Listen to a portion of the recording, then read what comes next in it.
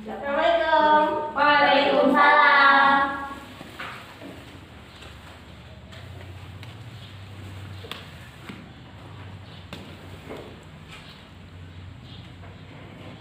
Bismillahirrahmanirrahim. Assalamualaikum warahmatullahi wabarakatuh. Waalaikumsalam warahmatullahi wabarakatuh. Bagaimana kabar kalian hari ini? Baik. Alhamdulillah baik. Udah baca doa? Belum. Baca doa dulu. Bismillahirrahmanirrahim. Sholitu billahi robba wa bil islami dina wa bi Muhammadin nabiyya wa rasulah. Rabbi zidni ilman nafi'ah warzuqni fahman kamilah Walhikmah bisolihin walhamdulillahi rabbil alamin.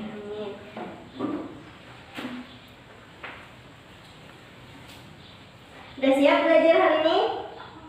Siap. Siap. Oke. Kita absen dulu lah. Heliatul Aulia, Ratna, Ada. Nurul Hikmah, Ada. Nur Hasanah. Ada. Alhamdulillah berarti semuanya ada hari ini lah. Jadi tujuan pembelajaran kita hari ini memahami berbagai prestasi yang dicapai oleh SKI Sejarah Kebudayaan Islam. Kita membahas tentang prestasi Khulafaur Rasyidin. Ada yang tahu siapa saja yang menjadi yang termasuk Khulafaur Rasyidin? Siapa saja yang tahu? Ada 4 orang. Siapa saja? Yang tahu? Sebutkanlah. Yang pertama itu adalah Khalifah Abu Bakar. Yang kedua siapa?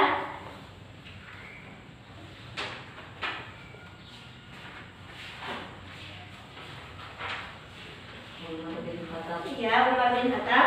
Yang ketiga, Utsman bin Affan. iya. Dan yang terakhir itu adalah Ali bin Abi Thalib. ya Ali bin Abi Thalib. Nah, jadi kita hari ini akan membahas tentang prestasi para Khulafaur Rasyidin. Lihat bukunya lah. Yang nggak ada buku yang kedua lagi.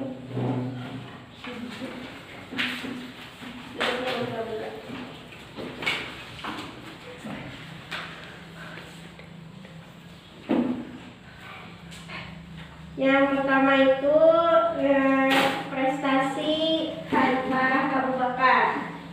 Jadi Khalifah Abu Bakar Rasyidin itu memimpin umat Islam selama berapa tahun? 2 tahun. Iya, 2 tahun. Walaupun beliau memimpin itu secara singkat sebagai pengganti Nabi dalam kepemimpinan agama dan pemerintahan, Khalifah Abu Bakar melakukan beberapa kebijakan dalam rangka mengembangkan Islam. Beberapa tindakan Khalifah Abu Bakar, yang pertama Memerangi memerangi kelompok pembangkang. Abu Bakar terpilih menjadi khalifah secara demokratis. Hal ini tidak menjamin situasi umat Islam akan stabil. Setelah Nabi wafat, krisis kepemimpinan menimbulkan gejolak perpecahan umat. Sebagian umat Islam mulai menentang kebijakan Nabi Muhammad SAW. Mereka menciptakan ketidakstabilan umat Islam. Khalifah Abu Bakar menetapkan kebijakan yang tegas terhadap para pembangkang.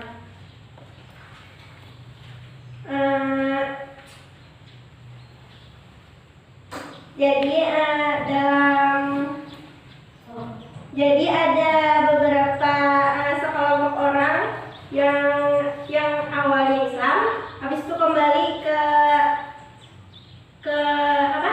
memeluk agama, yakni mereka itu menyembah berhala. Suku-suku tersebut menyatakan bahwa hanya memiliki perjanjian dengan Nabi Muhammad. Jadi beberapa pemberontak itu ada 3 orang. Yang pertama, Al-Aswad Al-Ansi. ya, Al-Aswad Al-Ansi memimpin pasukan suku Baduy di Yaman. Yang kedua, Musailamah Al-Kadzab mengaku dirinya sebagai nabi. Yang ketiga, Tulaiha bin Khuwailid Khuwailid al-Asadi. Ya, Tulaiha bin Khuwailid al-Asyadi menganggap dirinya sebagai nabi juga. Ada beberapa sebab kenapa mereka murtad. Yang pertama itu iri dan dengki terhadap perkembangan kota Madinah. Yang kedua, fanatisme, kesukuan, paternalistik, yaitu tunduk secara membabi buta kepada pemimpinnya. ya. Yang ketiga itu takut kedudukan hilang karena Islam membawa perubahan di bidang politik, sosial, budaya, dan agama. Yang keempat itu banyak suku Arab masuk Islam karena pertimbangan politik. Dan yang kelima, Mereka Memeluk Islam dan menghayati ajaran Islam. Islam. ya. Yang kedua dari prestasi Khalifah Abu Bakar yaitu mengkodifikasi Al-Quran. Ketika umat Islam kehilangan lebih dari 70 orang yang gugur dalam perang melawan para pembangkang yang tadi, Umar bin Khattab merasa khawatir kehilangan Al-Quran. Jadi beliau mengusulkan kepada Abu Bakar untuk membukukan Al-Quran. Pada awalnya Khalifah Abu Bakar menolaknya karena Nabi Muhammad tidak pernah menyuruh beliau. Tapi setelah mendapat penjelasan dari Umar, Abu Bakar mau untuk membukukan Al-Quran tersebut. Jadi Abu Bakar As-Siddiq dengan menunjuk Zaid bin Tasabit sebagai pemimpin pengumpulan. Setelah pengumpulan ayat-ayat Al-Quran selesai, musyaf disimpan Khalifah Abu Bakar As-Siddiq. Setelah Abu Bakar As-Siddiq meninggal dunia, musyaf tersebut disimpan oleh Hafsah binti Umar, yaitu oleh Hafsah binti Umar, yaitu putri dari Umar bin Khattab dan salah seorang dari istri Rasulullah. Yang ketiga itu perluasan wilayah Islam, ya. Khalifah Abu Bakar melanjutkan penyebaran Islam di Syria yang dipimpin oleh Usama bin Zaid bin Harisah. Jadi panglima ini telah disiapkan sebelumnya pada masa Nabi Muhammad SAW. Sempat tertunda karena Nabi sudah wafat. Pada masa Abu Bakar, pasukan ini bergerak dari negeri Quda'ah lalu memasuki kota Abil. Khalifah Abu Bakar merencanakan penyebarannya ke wilayah yang dikuasai Kekaisaran Persia dan Bizantium. Beliau mengirimkan dua panglima, yaitu Khalid bin Walid dan Musanna bin Harits. Mereka mampu menguasai Hirah dan beberapa kota lainnya, yaitu Anbar, Daumatul Jandal, dan Fars. Kekaisaran Bizantium dijadikan kota Damaskus, Syria, sebagai pusat pemerintahan di wilayah Arab dan sekitarnya. Untuk menghadapi mereka, Khalifah Abu Bakar As-Siddiq mengirimkan beberapa pasukan. Yang pertama itu pasukan Yazid bin Abu Sufyan ke Damaskus. ya. Yang kedua Pasukan Amr bin As-Basrina. Yang ketiga Pasukan Surahbil bin Hasanah ke Yordania. Yang keempat Pasukan Abu Ubaidah di daerah Hilis. iya. Jadi para pasukan tersebut yang dikirimkan oleh Abu Bakar As-Siddiq untuk berperang. Yang kedua, prestasi Khalifah Umar bin Khattab. Umar mengambil jabatan Khalifah dengan wasiat dari Abu Bakar. Dia mulai memangku Khalifah pada bulan Selama menjalankan tanggung jawab sebagai Khalifah, ada beberapa prestasi yang dicapai oleh Umar bin Khattab. Yang pertama itu perluasan daerah Islam. Perluasan daerah dan pengembangan Islam di Persia dan Syria yang telah dilakukan oleh Khalifah Abu Bakar, kemudian dilanjutkan kembali oleh Khalifah Umar bin Khattab hingga selesai, dan juga perluasan daerah dan pengembangan Islam di Mesir. Yang kedua itu mengatur administrasi dan keuangan pemerintahan. ya. Nah, karena perluasan daerah terjadi sangat cepat, jadi Umar radhiyallahu anhu segera mengatur administrasi negara dengan mencontoh administrasi yang sudah berkembang terutama di Persia. Administrasi pemerintahan diatur menjadi 8 provinsi. Yang pertama itu Mekah, yang kedua itu Madinah, yang ketiga Syria, yang keempat Jazirah Basrah, yang kelima Kufah, keenam Palestina, dan ketujuh Mesir. Yang ketiga itu menetapkan kalender Hijriah. Sebelum kalender Hijriah ditetapkan orang-orang pada masa itu menggunakan orang-orang yang terdahulu itu masih menggunakan kalender Masehi. Agak berbeda dengan kaum Nasrani, jadi Umar bin Khattab tersebut mencetuskan kalender Hijriah yang ditetapkan mulai pada saat Nabi Muhammad SAW. Jadi hijrah dari Mekah ke Madinah. Hal itu disebabkan hijrah merupakan titik balik kemenangan Islam. Hijrah juga menandai 2 periode dakwah Islam, yakni periode Mekah dan Madinah. Nah, jadi itu prestasi para khulafaur rasyidin. Sebelum masuk ke evaluasi, kita melakukan permainan terlebih dulu lah. Contohnya, ibu contohkan dulu. Hitung aja dulu. Hitung dari sana. 1, 2, 3, 4. Nah, jadi yang kebagian angka ganjil tepuknya 2 kali. Habis itu yang kebagian angka yang genap tepuknya 2 kali ganjil. Habis itu kebagian 2 kali. Oke? Paham? Oke. Coba sekali dulu. Coba. Misalnya ibu bilang ganjil, berarti yang ganjil itu harus tepuk tangan.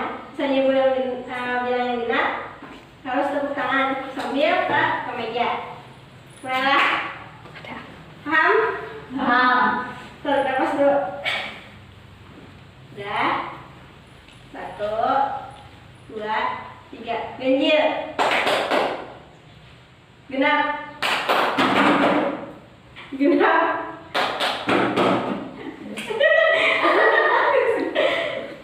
Ganjil belum? Ganjil. Oke. Genap.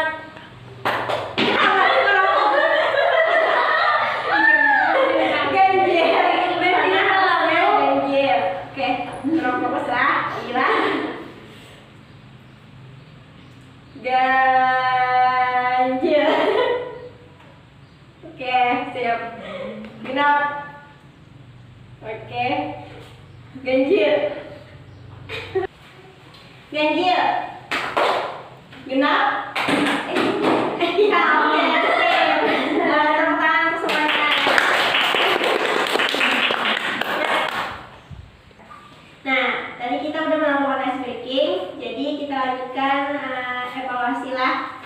Ini masing-masing kelompok menjawab pertanyaan 1 dan 2 aja. Yang ketiganya harus soal yang ketiga itu harus dijawab. Jadi soal yang 1 dan 2 aja yang dijawab. Diberikan waktu 2 menit.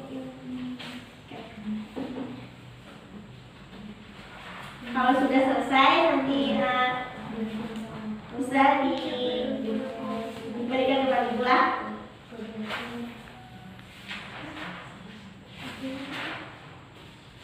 Map.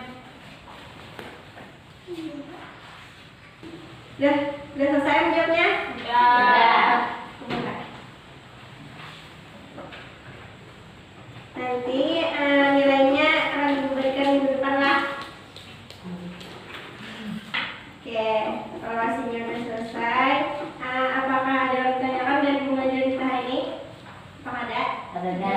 ada. Oke, alhamdulillah. Sebelum menutup pembelajaran kita hari ini, kita kesimpulan dulu. Siapa yang mau mengajarkan semuanya?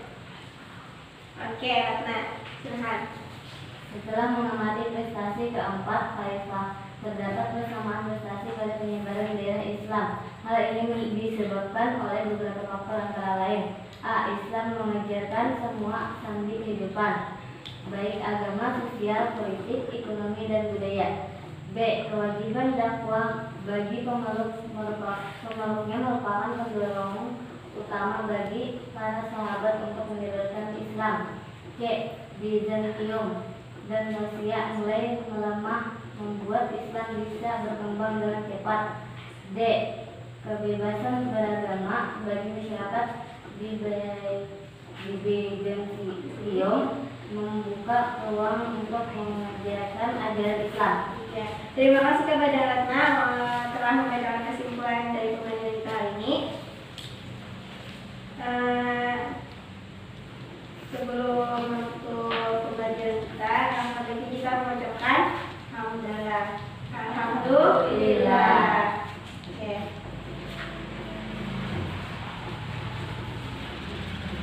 Itu saja pembelajaran Ibu hari ini. Semoga pembelajaran kita hari ini bermanfaat. Ibu akhiri.